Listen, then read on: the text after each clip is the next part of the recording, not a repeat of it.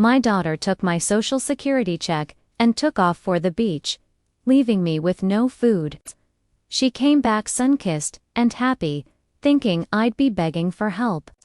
But when she opened the refrigerator to get some dinner, she screamed in horror at what she saw inside. Greetings, dear listeners. Before I begin my story, a story of betrayal and how I one day chose myself, I ask you to support this channel. Please subscribe and hit the like button. It helps stories like this be heard. And write in the comments what city or country you are listening from. It always warms my spirit to see how many of us there are. And now, enjoy the story. The front door had slammed shut 3 hours ago, but the heavy sugary scent of Quintessa's perfume still hung in the hallway. That fragrance always seemed too intrusive to me. Too loud for our old brownstone, with its high ceilings, where the air was used to smelling like the dust of ages and dried lavender. I stood in the middle of the kitchen, staring at the closed door of the pantry. The silence in the house was absolute ringing. I used to love this silence. It meant peace, after a long day at the sewing machine, when my eyes were tired from tiny stitches, and my back ached from the endless stooping. But today, the silence felt predatory. It was waiting, my stomach twisted into a tight knot. It's shameful to admit, but I was hungry. Just ordinary human hunger, the kind that gets persistent by evening. I walked over to the cabinet. The hinges creaked as if complaining about the disturbance.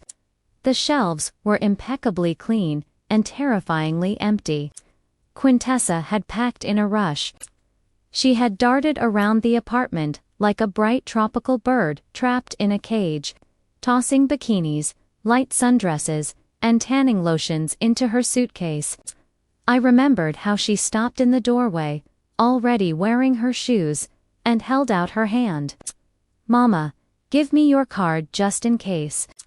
What if the ATM down there doesn't work or something?" "But, Quintessa," I tried to object, feeling a chill run down my spine. "That's my whole social security check. What am I supposed to live on for 2 weeks?" "Oh, don't start." She rolled her eyes, snatching the plastic card from my fingers. "You've got a full jar of grits. Boil them up, add a little butter, and it's beautiful. It'll be good for you to detox. Doctors advise a diet for everyone at your age. Don't invent problems where there aren't any. I deserve this vacation."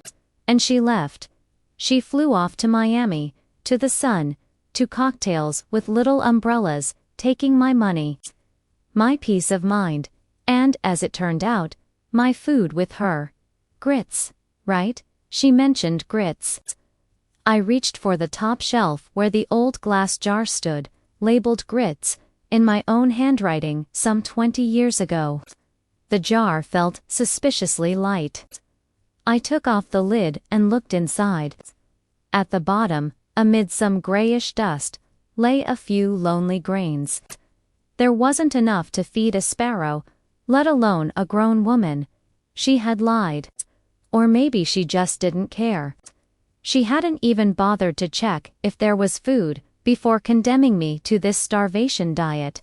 She just threw words out to silence my anxiety and forgot about me the second she called her Uber. My chest went cold. It wasn't the kind of cold you get from a draft.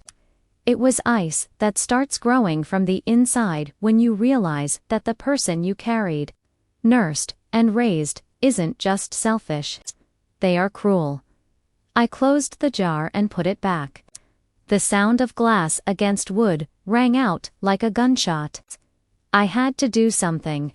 Maybe some loose change. Quintessa often scattered coins, shaking them out of her jeans pockets.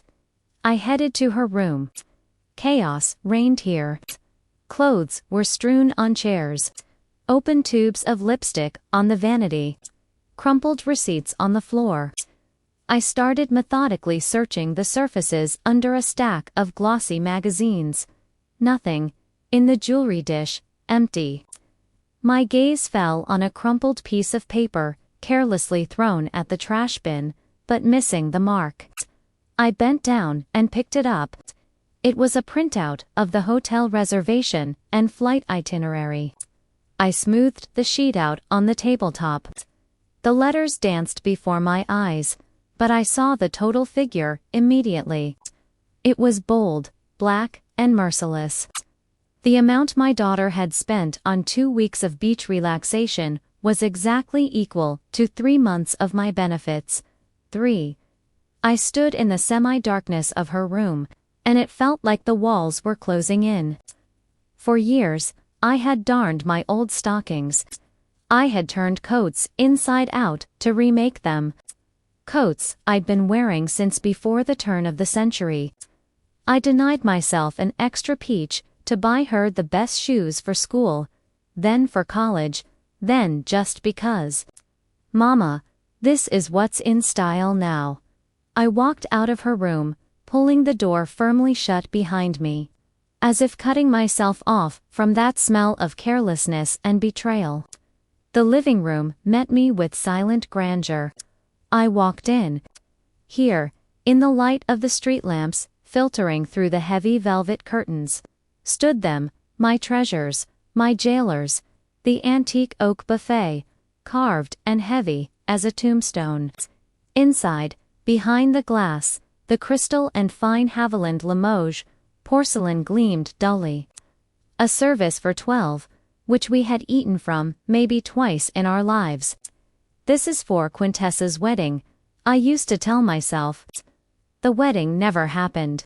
But the china-weighted dot on the dresser stood a silver tea service that had come down to me from my grandmother. Next to it, a jewelry box with pieces I never wore because where would an old woman like me go in this? Let it stay for the grandchildren.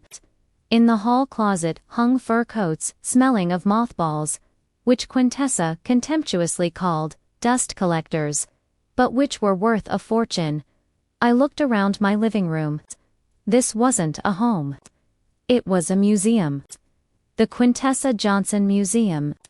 And I wasn't the mistress of the house. I was the unpaid curator. A curator who shuffles around in worn-out slippers, wipes dust off the exhibits, and starves to death so that one day a visitor can come and take everything without even saying thank you. My stomach growled treacherously again. But now something else was mixed with the sound. Anger. No. Anger is a hot feeling. This was clarity. Icy, crystal clear clarity. I walked over to the coffee table, where a stack of old newspapers lay. Quintessa always scolded me for not throwing them out. Junk, trash, she would snort. But I knew that in the classified section there was something I needed. I had seen the ad a week ago, circled it in pencil, just because, out of habit, never admitting the thought that I might need it. I sorted through the papers. There it was, the City Chronicle, the page with private ads. The red pencil circle was barely visible in the dim light, but I knew what it said. Mr. Alistair Sterling. I buy antiques, porcelain, silver, rarities, honest appraisal. House calls. I looked at the telephone. Old rotary reliable, Scritz. You say. I whispered into the void. I picked up the receiver. The dial tone was long and steady. I started turning the dial, entering the number, digit after digit. Every turn of the dial took effort, as if I were cracking a safe where my own life had been locked away. It started ringing. 1, 2, 3. Hello. A male voice answered, slightly raspy but polite. Listening, I took a deep breath of air that smelled like the dust of my museum. Good evening. My voice sounded unexpectedly firm, even to myself. Is this Mr. Sterling? My name is Yu. Do you buy sterling silver flatware? I do. Professional interest appeared in his voice. What period are we talking about? I looked at the empty velvet case, where the spoon should have been, then shifted my gaze to the buffet. Yes, early 20th century, I said. I want to sell it tomorrow. Mr. Sterling turned out to be punctual. At exactly 9 in the morning, the doorbell sliced through the silence of the brownstone, making me flinch. I hadn't slept all night. Sitting in the armchair opposite the buffet, like a sentry guarding treasures, before surrendering them to the enemy. But the enemy was no longer poverty. The enemy was my own submissiveness. I opened the door. On the threshold stood a man of about 60, in a neat gray overcoat and wire-rimmed glasses. He looked intellectual, distinguished, but his eyes, keen, observant, betrayed a man used to appraising not just things, but people. Mrs. Eulalie, he asked, tilting his head slightly. I am Alistair. We spoke yesterday. Come in. Don't take off your shoes. I stepped back, letting him inside. He walked into the living room, and I saw his gaze slide over the walls, the heavy furniture, the paintings. He had expected to see another grandmother with cheap trinkets, silver-plated knickknacks, and a hope to get at least a penny. But when he saw the furnishings, his eyebrows rose ever so slightly. You have an interesting home, he noted cautiously. This isn't a home, I replied dryly. It's a storage facility.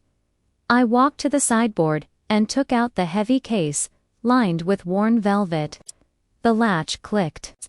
I threw back the lid. On the dark green lining lay 12 silver spoons. They were massive with intricate engraving on the handles.